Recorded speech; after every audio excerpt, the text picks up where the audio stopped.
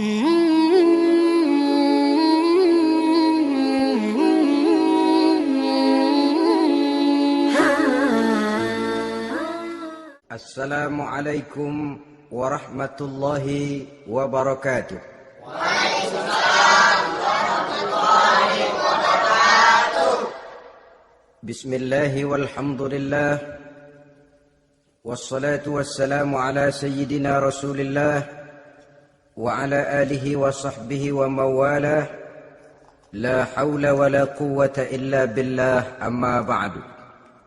Saudara-saudara kaum muslimin yang berbahagia, di dalam kehidupan ini kita senantiasa mengambil iktibar, contoh dan teladan dari orang-orang sebelum kita.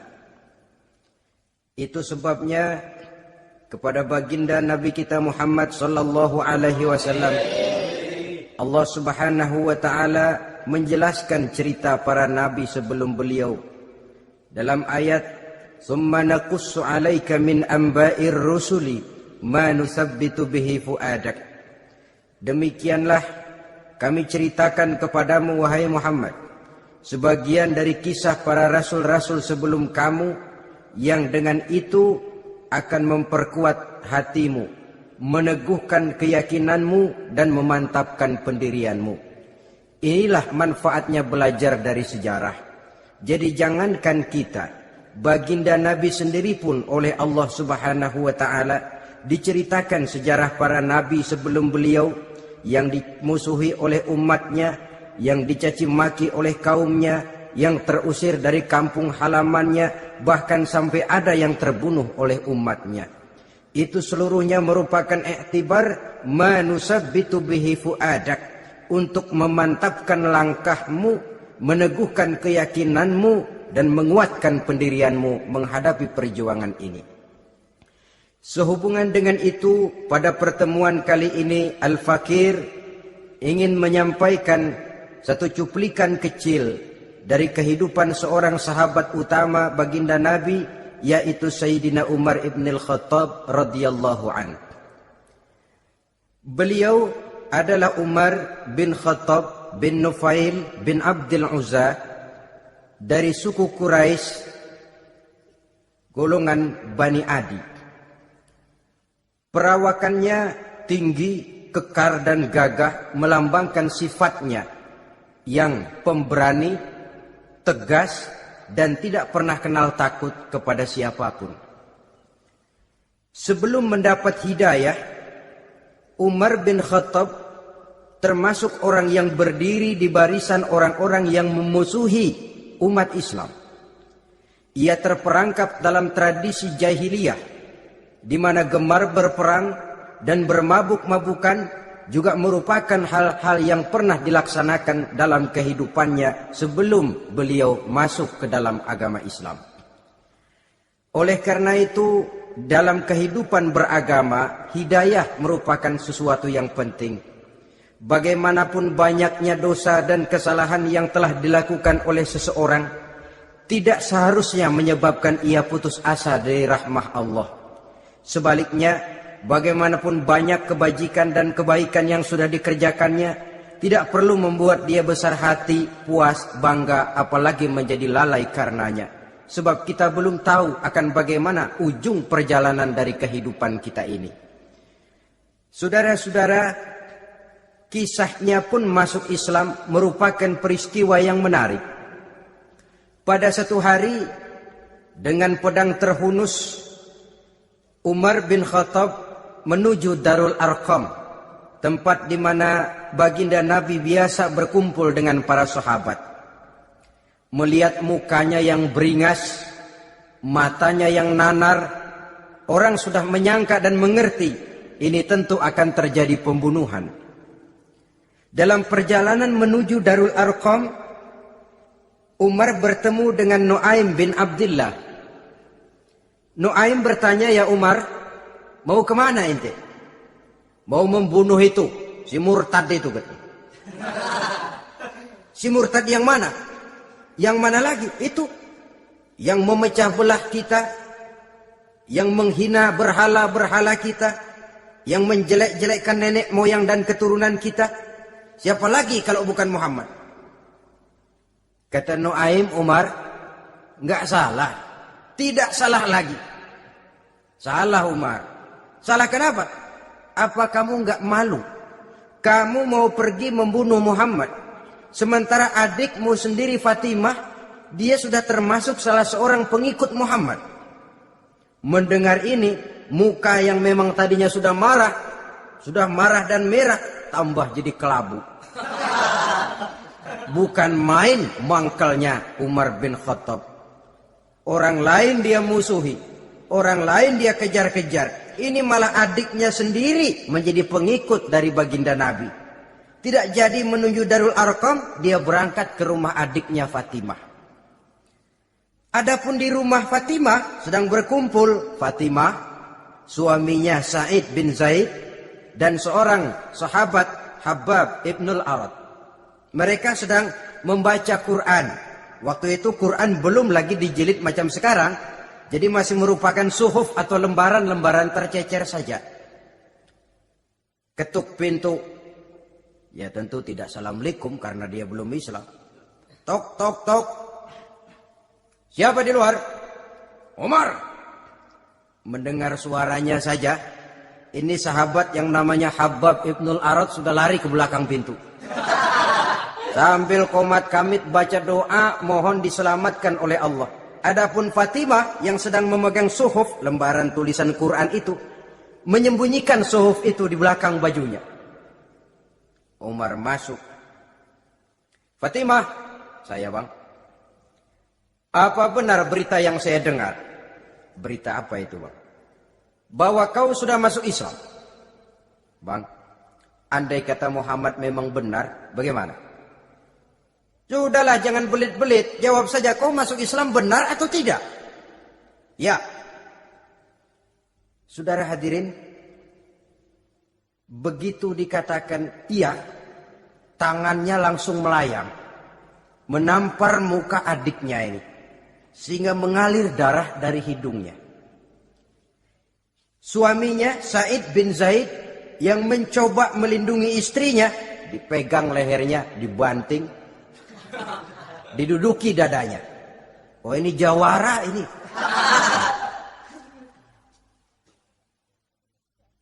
Namun pada saat sedemikian, suara kebenaran terpantul dari mulut Fatimah, adik dari Umar bin Khattab ini. Umar, apakah engkau memukul orang yang bersaksi bahwa tidak ada Tuhan melainkan Allah dan Muhammad Rasulullah? Apakah engkau menganiaya seseorang yang terpanggil untuk mengikuti kebenaran? Manusia macam apa engkau Umar? Saudara, memang dia orang keras. Tapi hatinya mudah menerima kebenaran. Sehingga mendengar kalimat adiknya ini tercenung dia sejenak. Melongok, bengong kata anak sekarang. Ini kalau tidak karena keyakinan yang mantap, tidak mungkin orang ini anak adik saya ini bicara macam begini. Umar, mengapa engkau memukul orang yang bersaksi bahwa tidak ada Tuhan melainkan Allah dan Muhammad Rasulullah? Mengapa engkau pukul orang yang mengikuti kebenaran menerima hidayah dari Allah? Begitu yakin dan mantapnya walaupun di tengah satu hal yang sangat menakutkan. Siapa yang tidak takut orang Quraisy berhadapan dengan Umar bin Khattab yang dikenal sebagai singa padang pasir pada waktu itu. Malahan dia termasuk salah seorang jagoan. Di tradisi masyarakat jahiliyah itu ada satu pasar yang namanya pasar Ukaz. Tiap tahun di pasar itu diadakan pesta. Pertama pertandingan syair. Jadi penyair waktu itu jadi kebanggaan. Syair-syair yang menang itu digantung di dinding Ka'bah. Jadi setiap suku akan bangga kalau mempunyai ahli syair yang hebat. Nah, lalu diadakan juga lah perlombaan balap kuda, memanah, termasuk gulat. Lah Umar ini tiap kali pertarungan mesti menang. Belum pernah ada yang berhasil mengalahkan dia. Jawara. Saudara-saudara, mendengar adiknya begitu mantap hatinya. Apalagi ketika adiknya berkata begitu, suhuf lembaran yang disembunyikan di belakang bajunya tersembul. Apa yang kau sembunyikan di balik bajumu itu? Suhuf. Apa suhuf itu? Lembaran Al-Quran. Coba saya lihat. Enggak boleh. Kenapa? Kamu kotor. Orang kotor tidak boleh megang Quran. Saya mau lihat. Enggak boleh. Kalau kamu mau lihat, mandi dulu. Diturutinya permintaan adiknya itu. Lalu diambilnya suhuf tadi. Dia baca. Kebetulan ayat yang dibacanya, ayat pertama dari surah Toha, yang berlanjut dengan ayat 14 pada surah yang sama. Dia baca, Bismillahirrahmanirrahim. Toha, ma anzalna ilaikal Qur'ana litashqa, illa tazkiratan liman yakhsha. Toha, tidaklah aku turunkan Al-Quran ini untuk bikin sukar manusia, melainkan merupakan pengingat bagi orang-orang yang takut kepada Allah. Lalu pada ayat ke-14, Innani anallahu la ilaha illa ana fa'budni. Sesungguhnya akulah Allah, tidak ada Tuhan melainkan aku, maka hendaknya hanya kepadakulah kamu menyembah. Wa aqimis sholata li dzikri, dirikanlah salat untuk mengingat aku. Innas sa'ata atiyatun akadu ukhfiha litujza kullu nafsin ma tas'a. Sesungguhnya kiamat itu pasti akan datang, yang sengaja waktunya kami tidak beritahukan kepada kamu semua, untuk kami balas segala setiap orang tentang apa saja yang telah mereka lakukan dalam kehidupan di dunia ini. Setelah membaca ayat ini, gemetar tangannya. Ah, ini sih nggak main-main ini. Ini belum pernah saya baca ajaran semacam ini. Tidak patut orang yang mempunyai kitab suci semacam ini dimusuhi. Ini sesuatu yang benar, tergetar jiwanya. Hei, Fatimah, Muhammad di mana Muhammad? Saya tidak akan memberitahu kepada kamu. Di mana? Saya tidak akan memberitahu. Lebih baik kau bunuh saya kalau memang maksudmu mau mencelakakan Muhammad. Sama sekali saya tidak akan mencelakakan dia, Fatimah. Kasih tahu saja, di mana dia? Darul Arqam. Bergegas dia menuju Darul Arqam. Di dalam Nabi memang sedang kumpul dengan para sahabat. Termasuk ada Sayyidina Hamzah yang juga terkenal jawara juga. Ketuk pintu. Ketuk pintu. Siapa di luar?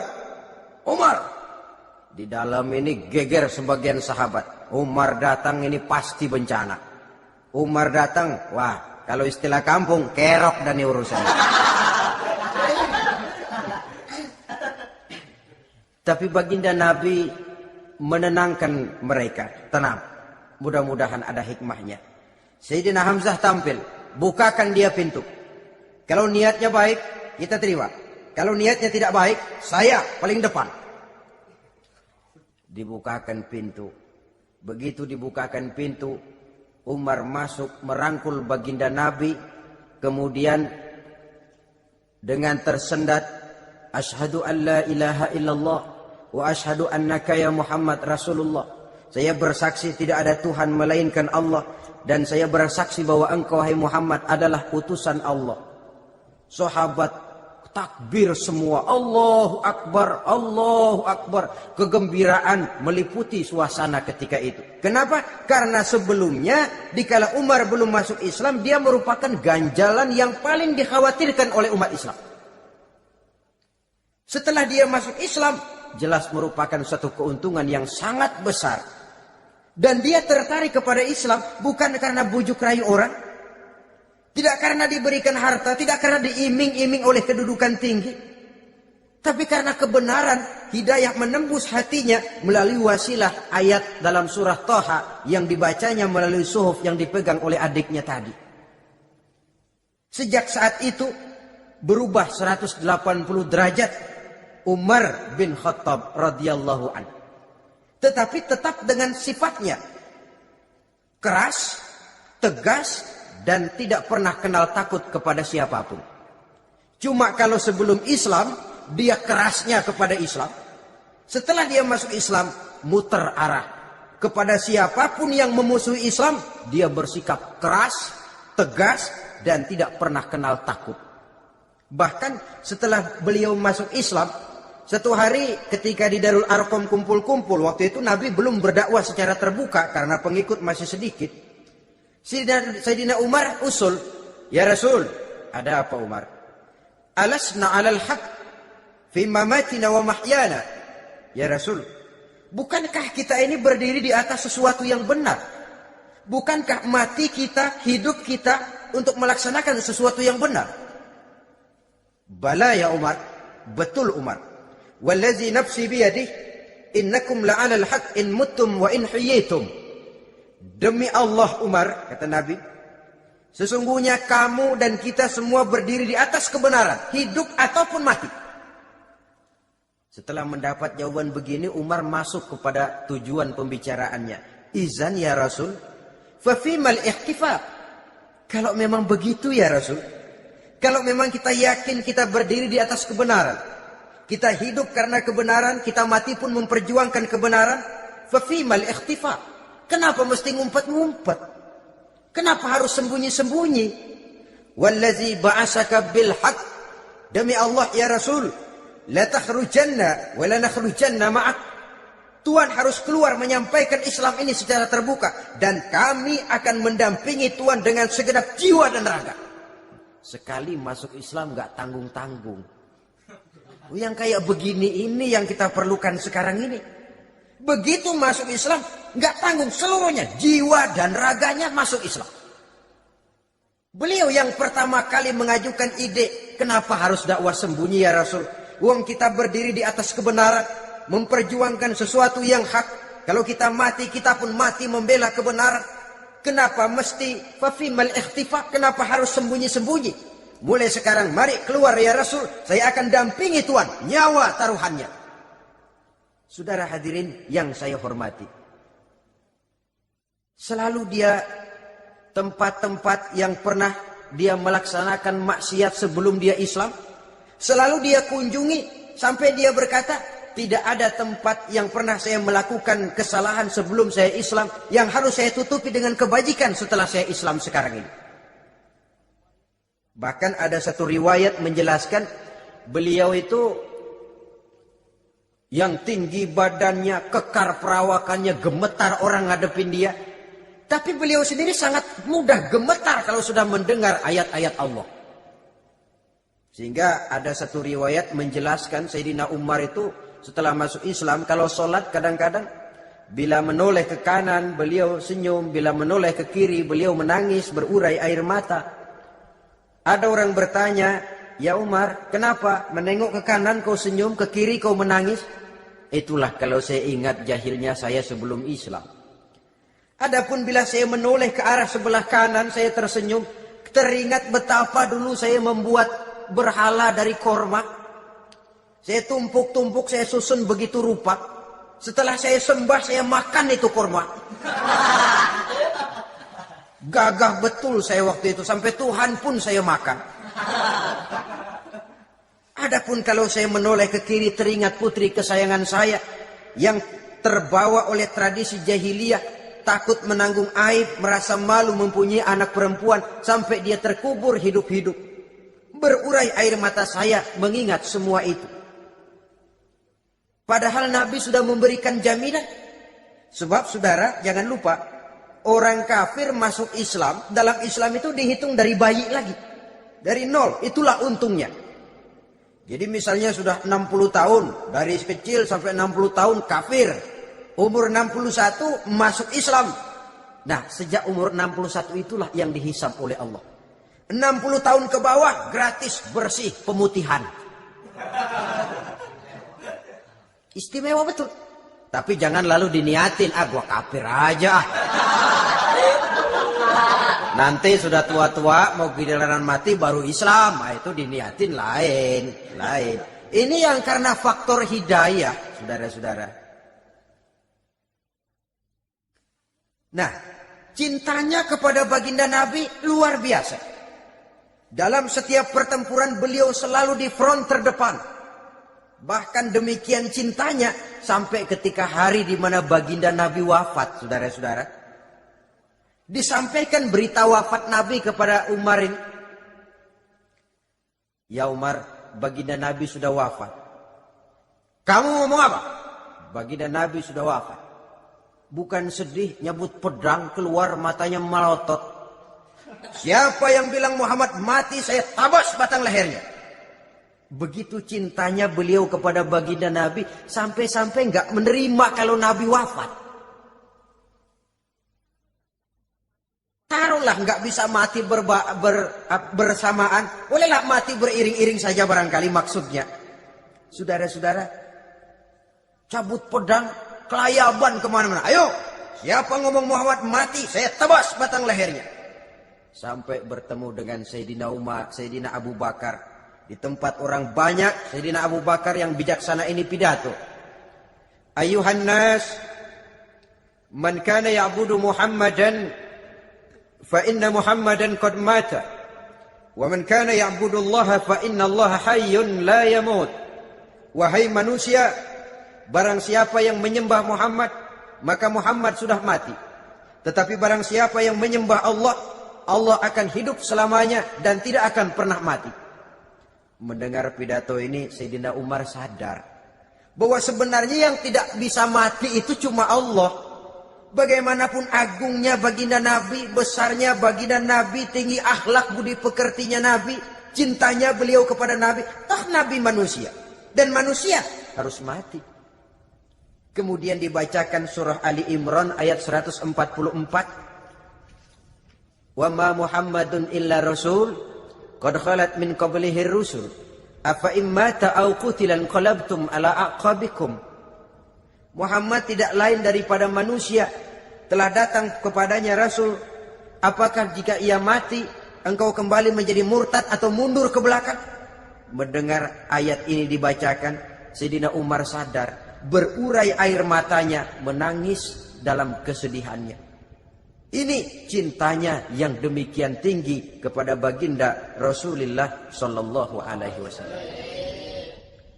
Begitulah seluruh kesalahan yang dia lakukan pada saat sebelum dia masuk Islam, berusaha dia tutupi dan dia tebus dengan segala kebaikan, pengabdian, perbuatan soleh setelah dia masuk Islam.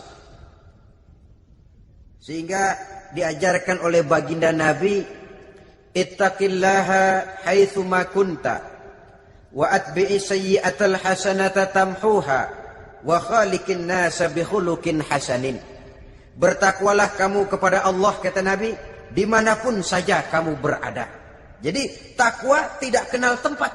Dimanapun saja kamu berada, bertakwalah kepada Allah. Di rumah takwa, di pasar takwa, di kantor takwa, di tengah orang banyak takwa, pada waktu sendirian takwa. Ittaqillaha haitsu ma kunta. Bertakwalah kau kepada Allah dimanapun saja kamu berada. Jangan takwa pakai tempat.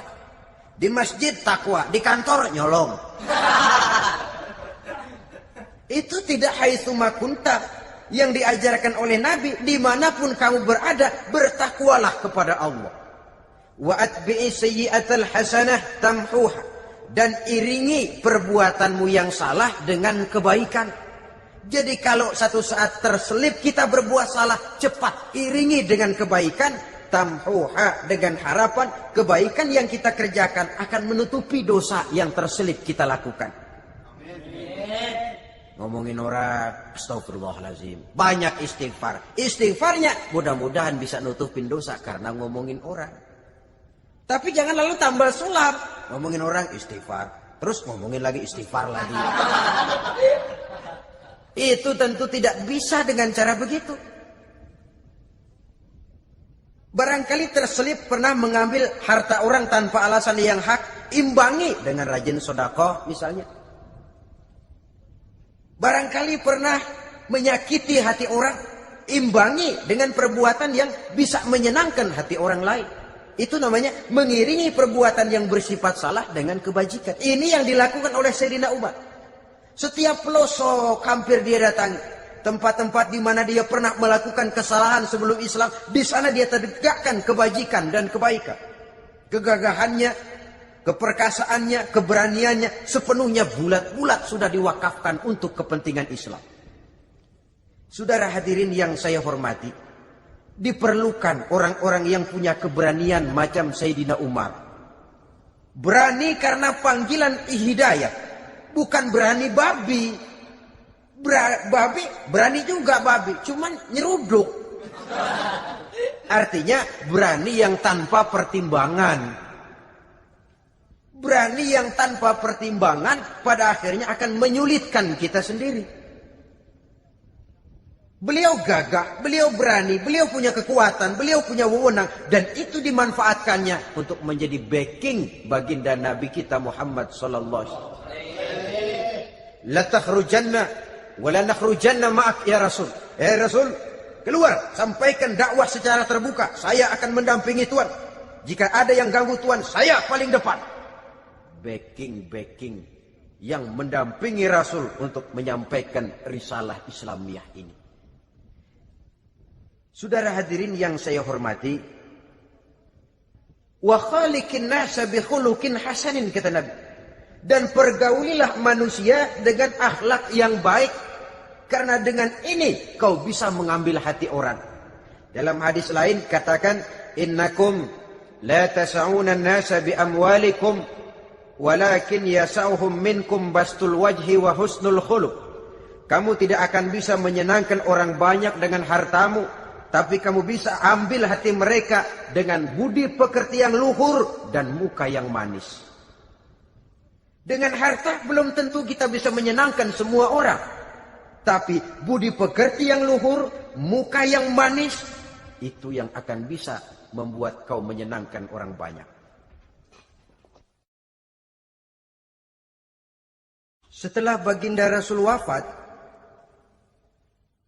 pernah ketika berkumpul, Sayyidina Abu Bakar berkata kepada Sayyidina Umar, "Ya Umar, saya baiat kamu untuk menjadi khalifah." Jawab beliau, "Sayalah yang akan membaiat Tuhan. Tapi Anda lebih utama dari saya, Umar. Keutamaan saya akan saya berikan kepada Tuhan untuk mendukung kekhalifahan Tuhan." Di sini kelihatan wataknya yang tidak ambisius. Gagah, berani, perkasa, tapi tahu diri. Enggak nyelonong. Tidak menggunakan kekuasaannya, kegagahannya untuk maksud yang sewenang-wenang. Oleh karena itu setelah Sayyidina Abu Bakar wafat, beliau dilantik menjadi khalifah, keluarlah pidatonya yang terkenal. Ayyuhan nas, inni qad wullitu alaikum walastu bi khairikum. Hai manusia, aku telah dipilih menjadi pemimpin kamu. Padahal aku bukanlah orang yang terbaik di antara kamu. Kalau tidaklah karena aku melihat keutamaan, keteguhan yang dapat melindungi kalian, berat rasanya aku memikul amanah ini. Sebab apa? Alangkah beratnya menunggu datangnya perhitungan di akhirat nanti terhadap Umar. Ini yang jadi motifnya memegang jabatan khalifah. Sungguh berat bagi Umar menunggu datangnya saat perhitungan. Sehingga seolah-olah kalau bisalah jadi Umar bin Khattab saja, jangan jadi khalifah kalau bisa. Tapi moya umat sudah kadang memilih. Sehingga benar kalau dalam satu hadis Nabi pernah mengajarkan jangan memberikan satu jabatan kepada orang yang memintanya. Sebab orang kalau sudah minta jabatan, apalagi pakai jilat-jilat, pakai upeti-upeti, tentu ada tendensinya. Ada batu di balik udang. Kalau udang di balik batu kan mungkin nggak kelihatan, tapi kalau batu di balik udang kelihatan betul itu. Ada maunya, ambisinya. Jangan memberikan satu jabatan kepada orang yang memintanya. Seakan di batinnya Sayyidina Umar menyesali. Kenapa Umar nggak jadi Umar saja, kok mau jadi khalifah gitu. Alangkah berat perhitungan buat saya di akhirat nanti. Nah, setelah jadi khalifah, sebagai satu i'tibar, saya akan mencoba mengemukakan beberapa sifatnya yang menonjol untuk pelajaran buat kita semua. Pertama, sikapnya terhadap keluarganya setelah beliau menjadi khalifah. Kedudukan sebagai keluarga Umar bin Khattab bukan merupakan kedudukan istimewa. Itu ditanamkan betul kepada keluarganya. Jangan karena bapakmu khalifah, lalu mentang-mentang anak khalifah kau merasa dapat fasilitas, merasa bisa berbuat semau-maumu, kau harus punya tanggung jawab dan beban moral, memberikan contoh yang lebih baik kepada rakyat. Ini yang ditekankan kepada keluarganya. Kalau beliau mau mengeluarkan undang-undang, undang-undang itu lebih dahulu dibicarakan di tengah keluarganya, kumpul anak-anaknya, ini akan ada undang-undang begini. Siapa di antara kalian mau mentaati, persilahkan, yang tidak pun persilahkan. Tapi saya ingatkan, kalau ada dari keluarga Umar yang melanggar peraturan yang saya keluarkan ini, saya akan menghukumnya 2 kali lipat karena dia keluarga saya. Menghukumnya 2 kali lipat karena dia keluarga saya. Jadi bukan mentang-mentang anak babe, lalu kebal hukum. Tidak. Siapa yang di antara kalian melanggar peraturan ini, akan aku kenakan hukuman 2 kali lipat karena dia keluargaku. Nah, saudara hadirin yang saya hormati, lalu berwibawa, dijaga betul keluarganya. Suatu hari beliau datang ke rumah putranya Abdullah bin Umar. Ketika masuk dilihatnya Abdullah bin Umar sedang makan daging. Makan daging. Merah muka Umar. Mentang-mentang anak khalifah ya. Mentang-mentang anak Amirul Mukminin ya, kamu makan daging. Lihat tuh rakyat kita masih banyak yang kelaparan, makan daging, makan roti keras. Padahal itu halal. Sesuatu yang diperoleh dengan usahanya sendiri. Tetapi begitu hati-hatinya Umar untuk menjaga pandangan orang. Keluarga khalifah merupakan beban moral sebab akan dijadikan contoh oleh rakyatnya. Mentang-mentang anak khalifah ya, makan daging. Lihat tuh rakyat, roti keras digarotin. Lain saat beliau pergi ke satu pasar. Di situ dilihat ada sapi gemuk-gemuk. Tempat lain sapinya kurus-kurus. Tanya, ini yang gemuk-gemuk sapi siapa? Sapi Abdullah bin Umar. Sapi anaknya. Panggil Abdullah bin Umar, suruh sini. Datang anaknya itu. Abdullah bin Umar, bagaimana ceritanya sampai ini? Begini, Bapak. Dahulu itu dengan uang saya beli sapi kurus-kurus. Lalu saya rawat. Saya berikan upah orang untuk merawat sapi-sapi itu. Sampai sekarang dia menjadi gemuk.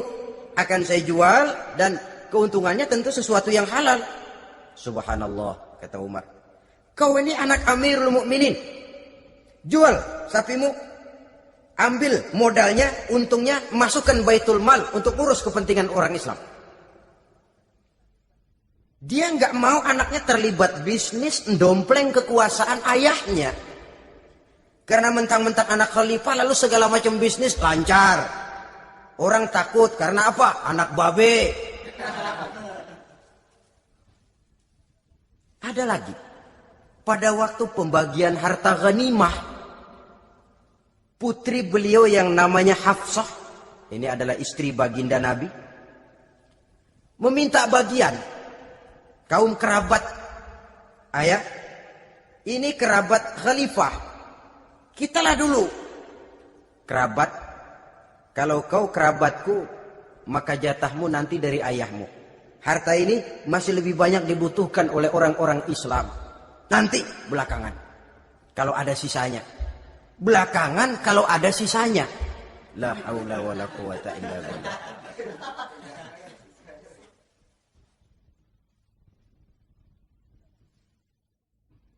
Saudara hadirin, itu terhadap keluarganya. Kemudian apa sifat-sifat yang menonjol dari kepemimpinannya? Pertama, kesederhanaannya. Beliaulah satu-satunya khalifah Amirul Mukminin, setingkat presiden kalau sekarang, yang punya jubah cuma 2 dan 1 pun punya anaknya. Tambelan lagi. Pernah sholat Jumat terlambat. Beliau naik mimbar untuk khutbah, sebelumnya minta maaf dulu. Saudara-saudara, maaf saya terlambat nungguin baju kering. Seorang khalifah nungguin baju kering. Sederhana dalam kehidupannya. Mari kita ambil satu cerita lagi. Pada waktu beliau jadi khalifah, yang diangkat jadi gubernur di Mesir adalah Amr bin As. Amr bin As hidupnya lebih mirip kaisar. Istananya besar, pakaiannya bagus-bagus. Nah, yang paling mengganggu pikiran Amr bin As, di sebelah istananya ini ada gubuk reot kepunyaan orang Yahudi lagi. Ini nggak pantas bener, masa di samping istana gubernur ada gubuk reot. Orang Yahudi lagi yang punya. Ini mesti, udah bikin saja rencana, panggil dinas tata kota, bikin planning. Di sini mau dibangun masjid, proyek negara. Bikin gambarnya, susun anggarannya, tender. Saudara-saudara, si Yahudi yang punya gubuk reot dipanggil. Yahudi, ada apa, Pak? Kamu tahu nggak? Enggak. Iya, memang belum saya kasih tahu.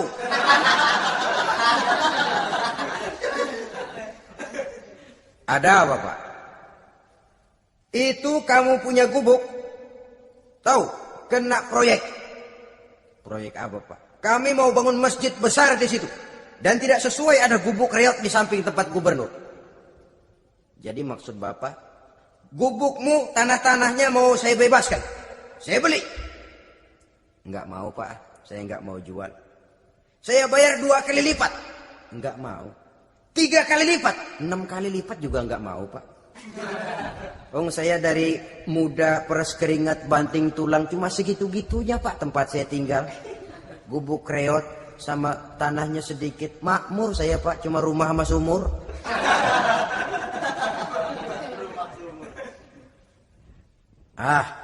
Ini Yahudi kelewatan juga. Akhirnya turun perintah, sudah, kalau dia enggak mau dibebaskan, gusur saja, tarik, ambil bulldozer. Gusur. Yahudi ini berurai air matanya. Aduh, begini jadi rakyat kecil. Udah jatuh ketiban ember lagi. Tapi pikir-pikir Amr bin As kan bukan yang paling atas. Dia kan cuma pejabat, masih ada atasannya lagi. Lapor, lapor. Yahudi ini berangkat ke Madinah. Bayangkan dari Mesir ke Madinah. Jalan. Di sepanjang jalan dia berpikir membanding-banding. Kalau gubernurnya saja istananya begitu mewah, apalagi khalifahnya. Kalau gubernurnya galak main gusur, apalagi khalifahnya. Dan saya bukan orang Islam, apa dia lemin ngadu? Apa dapat tanggapan? Berangkat dia sambil harap-harap cemas. Sampai di pintu kota Madinah, dia temui orang lagi tidur di bawah pohon korma. Selamat siang, Pak. Ada apa? Pak. Apa?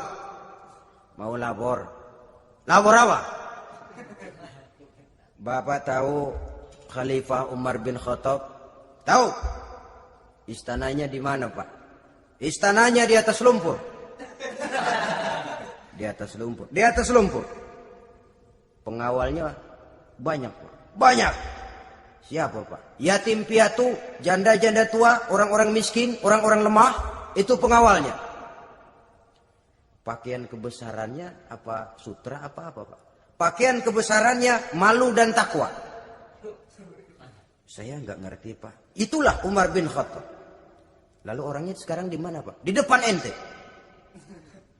Rupanya yang dia tanya itulah orangnya. Gemeter Yahudi ini, keringat bercucuran. Coba, istananya di atas lumpur. Sebab beliau berprinsip, bagaimana saya bisa menghayati nasib rakyat kalau saya tidak merasakan apa yang mereka rasakan? Bagaimana saya nggak bisa tahu sakitnya lapar kalau saya belum pernah kelaparan? Itu prinsipnya. Istananya di atas lumpur. Para pengawalnya yatim piatu, janda-janda tua, orang-orang miskin, orang-orang lemah dan tidak mampu. Dan pakaian kebesarannya malu dan takwa. Kamu dari mana? Dari Mesir, Pak. Ada apa? Mau laporan gubernur Bapak di Mesir yang namanya Amr bin As. Kenapa? Main gusur aja, Pak. Ceritanya? Iya, dia mau bangun masjid. Kebetulan di areal itu saya punya tanah sama gubuk segitu-gitunya. Saya nggak mau dibeli. digusur Pak, saya mau mencari keadilan. Begini, kamu lihat tempat sampah itu, lihat. Di situ banyak tulang. Coba kamu ambil kemari satu, tulang unta, bawa sini. Bingung Yahudi. Pak, saya kemari mau cari keadilan. Kalau tulang mah di Mesir juga banyak Pak.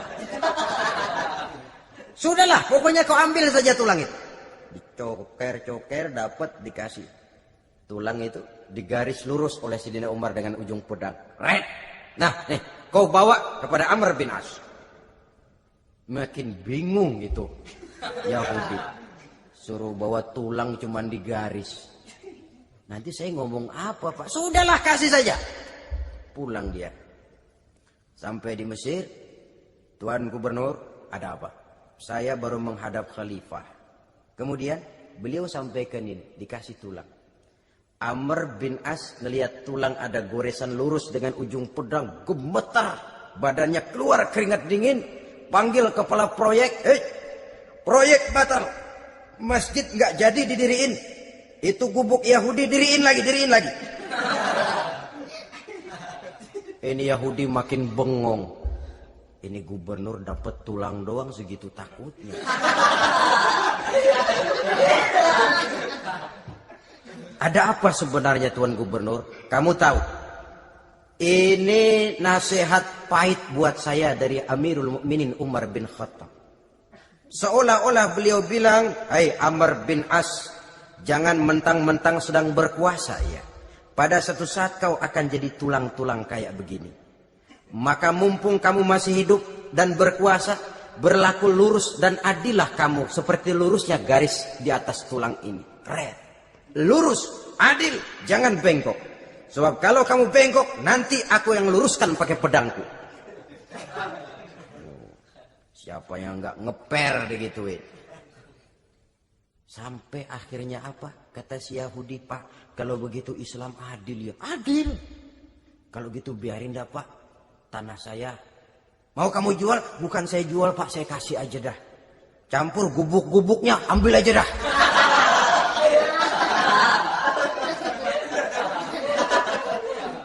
Masuk Islam si Yahudi ini oleh karena keadilan dari Umar bin Khattab. Begitulah kesederhanaan hidupnya. Sampai saudara, yang ironi betul, pernah Utsman bin Affan, Ali bin Abi Thalib, Thalhah dan Zubair kumpul mendengar berita bahwa Sayyidina Umar ini punya hutang. Bayangkan, seorang khalifah untuk melangsungkan hidupnya sampai punya hutang. Padahal Baitul Mal di bawah kekuasaannya. Berunding Utsman, Ali, Thalhah, Zubair. Kalau kita langsung ngomong sama Umar nggak enak dong, dia nggak bakalan terima. Lewat putrinya aja, Hafsah deh. Baik.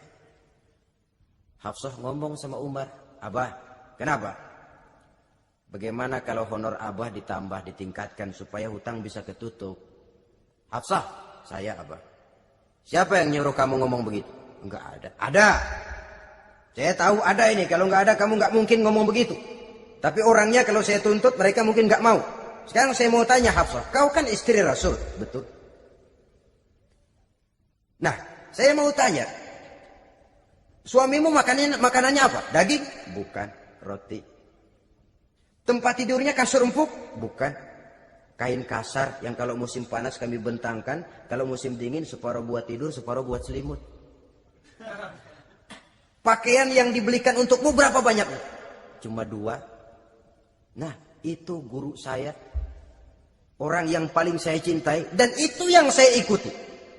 Bahkan setelah beliau wafat, Sayyidina Umar ini hutangnya ditanggungkan kepada anaknya Abdullah bin Umar dan itu pun dilunasi dengan menjual rumahnya. Sehingga rumahnya itu disebut Darul Qadha, rumah bayar hutang. Begitu kesederhanaannya. Jadi nggak pakai aji mumpung jadi khalifah lalu kayak ikan gurita, tangan yang mana aja megang. Itu kan mental monyet.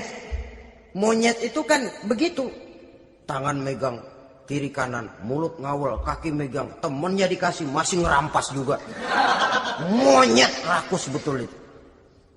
Itu kesederhanaannya. Kenapa kesederhanaan ini timbul? Karena sikap zuhudnya.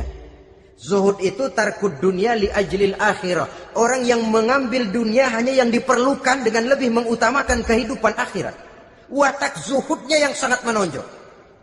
Dialah pahlawan yang paling berani di medan perang. Dialah imam yang paling khusyuk di masjid. Dan tidak jarang kalau sholat sendiri, begitu membaca ayat yang menceritakan neraka, nangis berurai air matanya. Saudara hadirin ma'asyiral muslimin rahimakumullah.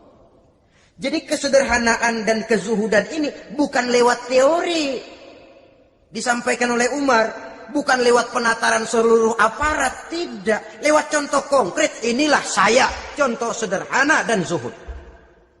Bagaimana saya akan bisa merasakan penderitaan rakyat kalau saya sendiri tidak pernah menderita? Bagaimana saya akan tahu sakitnya lapar kalau saya belum pernah kelaparan? Maka tanpa penataran, tanpa upgrading segala macam, berhasil karena prinsip keteladanan. Beliau jadi contoh utama. Dan sumber utamanya tentu tidak lain karena contoh dari baginda Nabi besar Muhammad sallallahu alaihi wasallam. Dua, sederhana. Yang kedua, zuhud. Yang ketiga, sifat yang menonjol dari kekhalifahannya adalah adil. Kalau sudah bicara soal hukum, dia tidak pernah kenal kompromi. Adalah seorang pemuka Nasrani masuk Islam. Namanya Jabalah bin Aiham. Ketika dia bikin haji, kain ihramnya keinjak orang Arab yang hitam. Baduy. Jengkel. Dia merasa bekas tokoh. Enak aja nih orang udah jelek nginjak lagi. Ditempeleng orang tadi. Orang ini lapor kepada Umar. Panggil Jabalah bin Aiham. Panggil. Kau ditampar? Betul Khalifah. Tampar dia. Tampar lagi. Dipukul orang itu. Di depan Sayyidina Umar. Jadi tidak karena kau ini bekas kepala suku, kau ini bekas orang terhormat, lalu ada kebijaksanaan yang tidak bijaksana. Kebijaksanaan yang akhirnya jadi tidak bijaksana. Dan itu memang sudah dimulai dengan memblokir keluarganya. Tidak satu keluarganya pun yang boleh mempunyai perasaan bahwa menjadi keluarga khalifah merupakan fasilitas dan keuntungan. Kau jangan makan di atas punggungku. Kau jangan menikmati fasilitas di atas keringatku. Dan tidak ada keinginan mewariskan jabatan khalifah kepada anak-anaknya. Pernah beliau musyawarah. Saya bingung. Kenapa khalifah? Gubernur Kufah ini sulit nyari orang. Diangkat yang lemah, rakyat ngeluh. Diangkat yang keras, rakyat juga ngeluh. Ada calon khalifah. Kalau ini mah nggak salah lagi nih buat gubernur Kufah. Siapa? Abdullah bin Umar. Anak beliau sendiri. Melotot matanya. Jangan macam-macam kau. Cukup satu orang Umar memegang jabatan ini. Kalau berhasil, kami keluarga Umar sudah merasakannya. Kalau gagal, cukup kegagalan seorang Umar. Tidak berusaha mengorbitkan anaknya. Wah, anak babe diangkat jadi ano. Tidak, malah diblokir. Cari yang lain.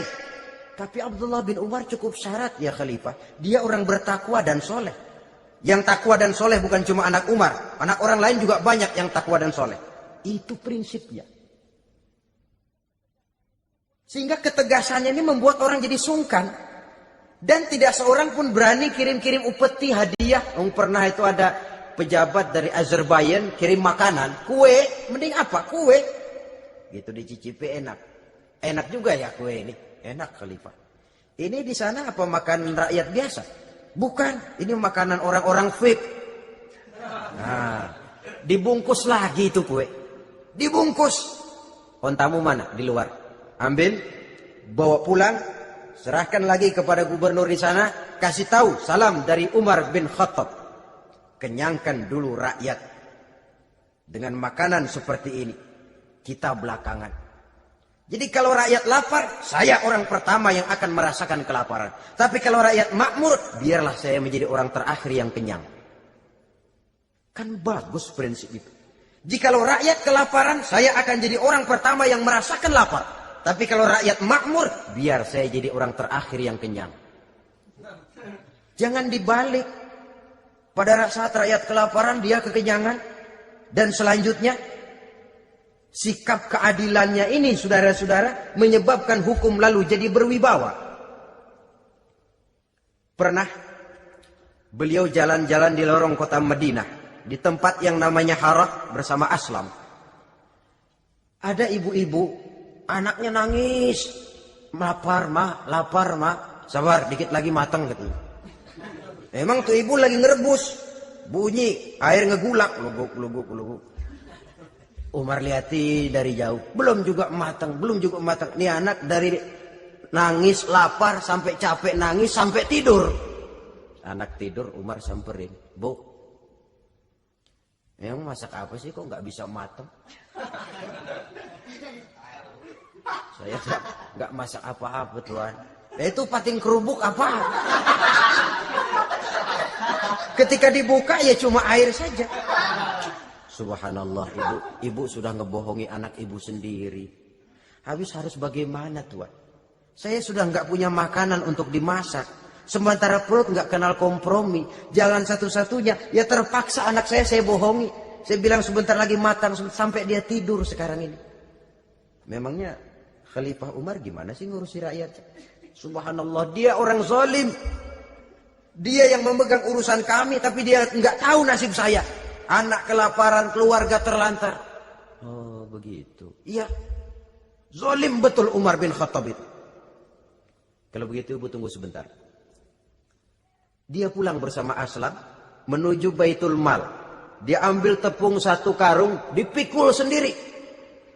Dipikul sendiri, kata Aslam, ya Khalifah biar saya yang bawa. Jangan. Kenapa Khalifah? Apa kau kira kau sanggup mikul dosa saya di akhirat nanti? Biar saya yang mikul sendiri. Dia bawa ke tempat tuh ibu-ibu. Dia masakin sendiri. Nah Bu, sudah matang, persilakan masak. Makan. Alhamdulillah Tuan. Mudah-mudahan Allah memberkahi Tuan. Tuan lebih baik dari Umar bin Khattab yang zalim itu.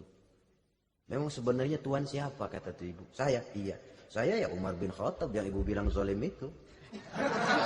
Gemetar si ibu. Tapi memang peka dan menghargai kritik orang. Tidak membungkam setiap orang yang nadanya sumbang atau berbeda. Kadang beliau berkata, saya khawatir karena orang terlalu segan dengan saya lalu nggak ada yang berani negur kalau saya salah. Kan begitu biasanya. Karena sudah terlalu segan lalu semuanya orang mau diaminin saja. Asal dibilang nggak benar marah, jengkel. Lalu disingkirin, maunya diiyain, inge kulo nuwun. Oke bos. Beliau bilang saya khawatir kalau tidak ada orang yang mau menegur kesalahan saya jika saya terlanjur nanti. Tahu muncul orang, demi Allah, saya akan menegur Tuhan dengan pedang saya ini. Cerah mukanya, senyum bibirnya, alhamdulillah. Anak muda, saya memerlukan orang macam kau. Yang berani berkata ya terhadap yang benar dan tidak terhadap yang tidak benar, apa dan bagaimanapun resikonya. Di sini kelihatan sikap beliau menghadapi orang yang berbeda pendapat. Keadilan, keberanian dan ketegasan, cepat menerima kebenaran, merupakan serentetan dari sifat-sifat utama beliau sejak masuk Islam sampai menjadi khalifah yang kedua. Bahkan dengan jasa beliau, Islam kemudian tersebar, menembus dinding Jazirah Arabia, memasuki Bizantium dan Persia, sehingga beliau juga dikenal sebagai periode Al-Futuhat Al-Islamiyah. Nah, saudara-saudara, inilah cuplikan kecil dari kehidupan seorang agung dan besar yang memang sangat terbatas kata-kata untuk melukiskan kebesaran itu. Namun yang secuplik ini mudah-mudahan menjadi sumbangan moral dalam rangka kita memperbaiki diri menuju kehidupan yang lebih baik. Terima kasih banyak atas segala perhatian. Mohon maaf atas segala kekurangan. Usikum wa nafsi bitaqwallah. Wassalamualaikum warahmatullahi wabarakatuh. Waalaikumsalam warahmatullahi wabarakatuh.